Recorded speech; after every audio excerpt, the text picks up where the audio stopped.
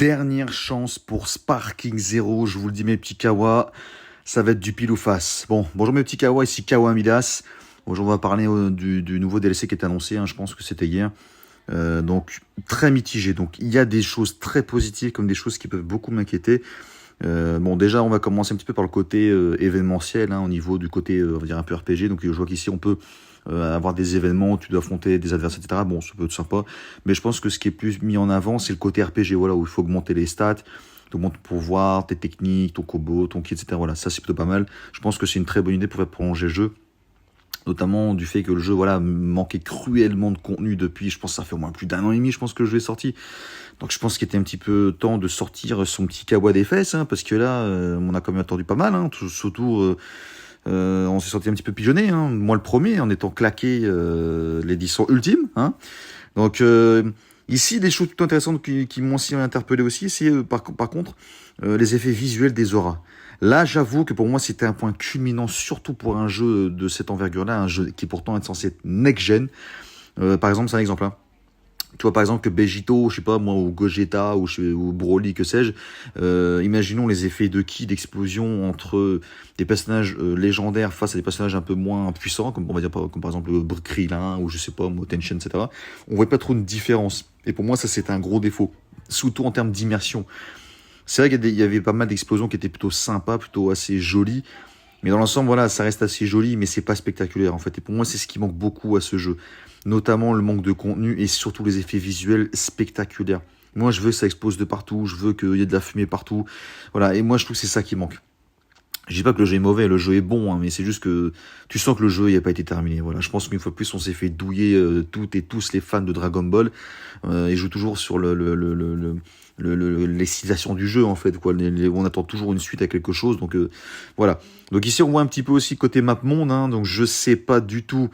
J'ai pas tout compris non plus. Je sais pas si c'est vraiment une map. C'est vraiment dommage. Pourquoi pas avoir fait une map dans Dragon Ball Budokai 3. Il y avait justement ça. Bon, la map n'était pas non plus gigantesque, mais ça faisait le taf. Tu explorais. T'avais vraiment l'impression de vivre un côté RPG. Si vous voulez vraiment accentuer le côté solo, bon sang, mettez la gomme, quoi. Je sais pas, mettez plein de trucs, bombardez de techniques, bombardez de personnalisation, parce que je vois qu'un côté RPG. Mais pourquoi est-ce qu'on peut pas mettre des techniques un petit peu à la Xenoverse? Bon, après, bon, je sais qu'ils vont me dire, ouais, mais tu vois, ça vise pas peut-être le même public, le même type de jeu. Bah, il y a un côté RPG, donc c'est un petit peu dommage. Je pense que là, ils ont voulu vraiment s'inspirer, surtout sur Budokai 3.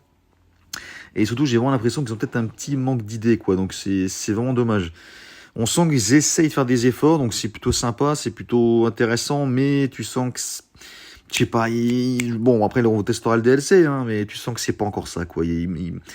Je sais pas si c'est côté lacune ou côté manque peut-être de temps, ça peut être aussi ça dessus. Mais bon, manque de temps, j'ai envie de te dire, à un moment donné, ça fait quand même plus d'1 an et demi qu'on attend, donc voilà, de ce côté-là, je pense qu'il n'y a pas trop d'excuses.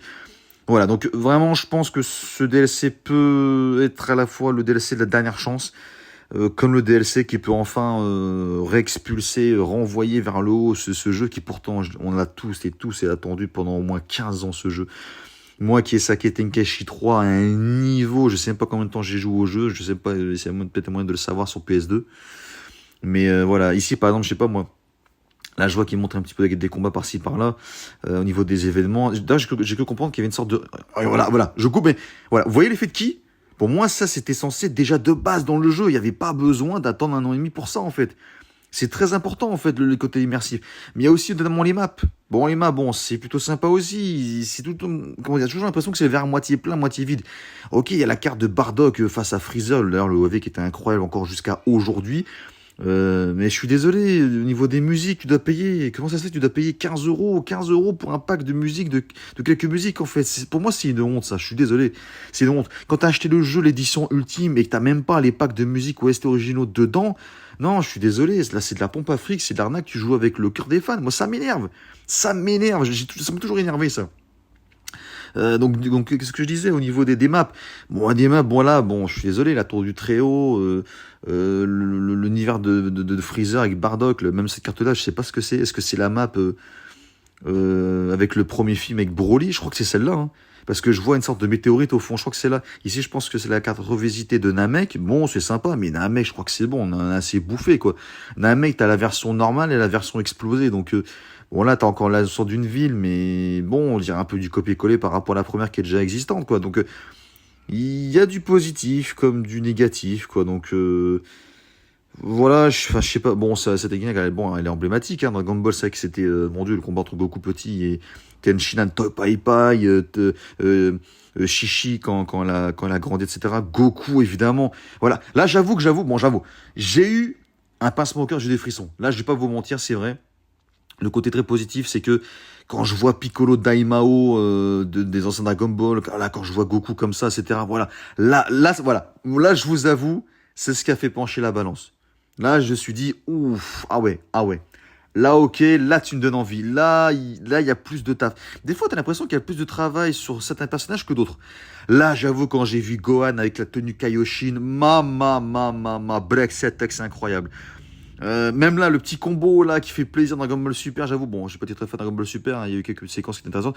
Là, j'avoue aussi, Goku final move avec Freezer. Alors là, voilà, là, stop, voilà. Goku Super Saiyan, on va dire 0,5, enfin 0 quoi. Là, j'avoue que j'ai été conquis.